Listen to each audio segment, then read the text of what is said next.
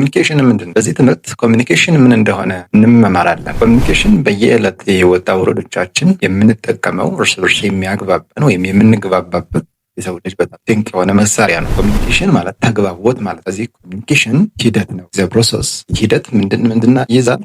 ዘ ፕሮሰስ ኦፍ ሼሪንግ ታውትስ ሰው የሚያስበውን ነገር ሀሳቡን የሚሰማው ነገር ለሌሎች ማስተላለፍ የሚፈልጉን ነገር አይዲያስ ሼር ማድረግ የሚለው አይዲያ አለ። ለሰው ማካፈል የሚፈልገው አይዲያ አለ። አንድ ኢሞሽንስ የሚሰማው ስሜት አለ። ስለዚህ እነዚህን ነገሮች የማስተላለፍ ሂደት ፕሮሰስ ኦፍ ሼሪንግ ታውትስ አይዲያስ ኤንድ ኢሞሽንስ። ስለዚህ እነዚህን ብቻ በማስተላለፍ ግን ኮሚኒኬሽን ወይም ደግሞ ተግባባን ማለት አንችልም። ምን መሆን መቻል አለበት? ዊ ሃቭ ቱ ኢንሹር ዞዝ ቲንግስ አር አንደርስቱድ። እነዚህ ነገሮች በሌላ ወገን ወይ ደግሞ ልናስተላለፈው በፈለግነው ሰው አእምሮ አንደርስቱድ መደረግ መቻል አለባቸው፣ ወይም ደግሞ የተረዳ መሆን መቻል አለበት። ስለዚህ ለምሳሌ በማያውቀው ቋንቋ ብናወራ ሊረዳን አይችልም። አልተረዳንም ማለት ኮሚኒኬሽን የለም ማለት ነው። እኛ ግን አውርተን፣ እኛ ግን ስሜታችንን ገልጸን፣ እኛ ግን ሀሳባችንን፣ ግምታችንን፣ የሚሰማን ነገር በአጠቃላይ እዛ ሰው ነግረናል፣ አስተላልፈናል ነው እንጂ ግን ኮሚኒኬት አድርገናል ማለት አይደለም። ኮሚኒኬሽን ማለት ተግባቦት ማለት ሰው ተግባባ የሚባለው ደግሞ መግባባት ምንድን ነው? አንዱ ያለውን አንዱ ሲገባው አይደለም። ሰው የሆነ ነገር ጠይቃችሁ ምን እንደጠየቃችሁ ያ ሰው የማይገባው ከሆነ፣ የሆነ ነገር አዘዛችሁ ምን እንዳዘዛችሁ ያ ሰው የማይገባው ከሆነ ያ ነገር ወይ ያስተላልፋችሁ ቋንቋ ረዳው ማለት ነው፣ ወይ ያስተላልፉበት መንገድ እዛ ሰው ግልጽ አይደለም ማለት ኮሚኒኬሽን የለም፣ አልተግባባም ማለት። ምናልባት ይሄ ነገር ከምንም ኔቸር ከተፈጥሮ ጋር ከምን ጋር ሊገናኝ ይችላል።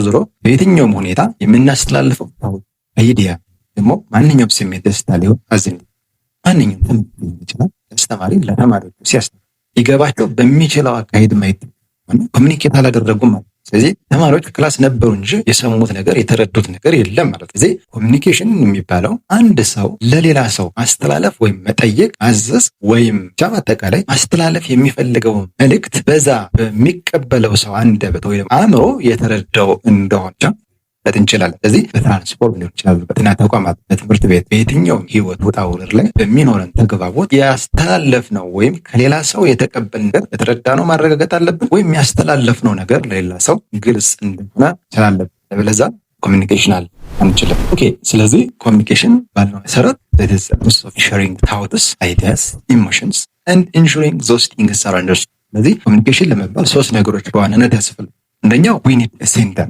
ስለዚህ መልእክቱን የሚያስተላልፍ አካል ደግሞ ባለ ሀሳቡ ባለ መልእክቱ ሴንደር ያስፈልጋል። ስለዚህ መልእክቱን የሚያስተላልፈው ሰው ማለት ነው። ሌላ ደግሞ ሜሴጅ። እዚህ አይዲያ ስንል ዌር ሜሴጅ ማለት ሀሳብ ስንል ሜሴጅ ማለት መልእክት፣ ስሜትም መልእክት፣ መጠየቅም መልእክት።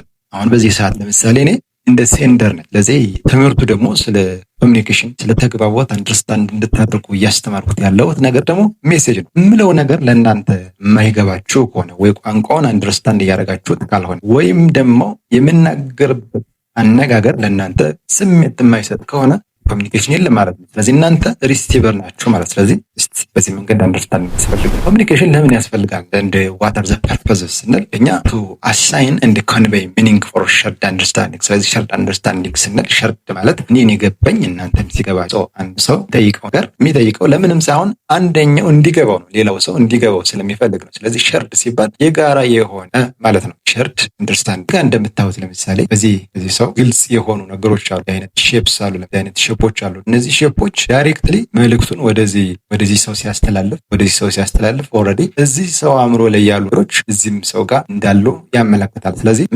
የምትፈልጉትን ነገር ግልጽ አድርጋችሁ ጠየቃችሁ፣ ጥያቄውን የሚያዳምጠው ሰው አእምሮ ውስጥ በትክክል ሰርጾ ማለት ነው። ሸርድ አንደርስታንድ ማለት ያ ትርጉም ያለው ነገር ለሌላ ሰው ማስተላለፍ የምንችልበት በኮሚኒኬሽን።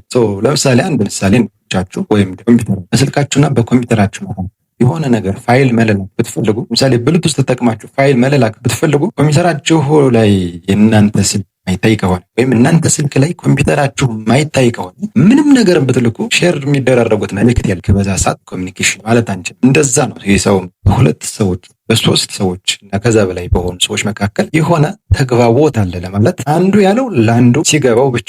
ጥረቱ ምንድነው? አንዱ ማስተላለፍ የሚፈልገውን ነገር ለሌላ ሰው ግልጽ በሚሆን አግባብ ማቅረብ ይሆናል። ሌላው ኮሚኒኬሽን ፋሲሊቴትስ ኮላቦሬሽን ኤንድ ኮኦፐሬሽን። ኮላቦሬት ለማድረግ ለማበር ለመተጋገዝ ኮሚኒኬሽን ያስፈልጋል። የጋራ ሀሳብ ለመያዝ የጋራ እንዲኖር የጋራ ራዕይ እንዲኖር ለማድረግ መግባባት ያስፈልጋል። ለምሳሌ አንድ የድርጅት ማኔጀር ሊሆን ይችላል፣ ባለቤት ሊሆን ይችላል። በሀገር ደረጃ በፖለቲካው በየትኛውም ዘርፍ አንድ አስተዳዳሪ፣ አንድ መሪ ተብሎ ሊኖር ይችላል። ስለዚህ እሱ የሚያስበው ነገር፣ እሱ የሚያልመው፣ እሱ የሚያቅደው ነገር ለሌላው በማህበረሰብ ግልጽ የማይሆን ከሆነ ኮሚኒኬሽን የለም። ስለዚህ ለመተባበር፣ ለመተጋገዝ፣ የጋራ የሆነን ነገር በጋራ ለመሄድ ኮሚኒኬሽን ያስፈልጋል። በዚህ ኮሚኒኬሽን ተግባቦታችንን ግልጽ ጠቅም የለችን ጠቀማል።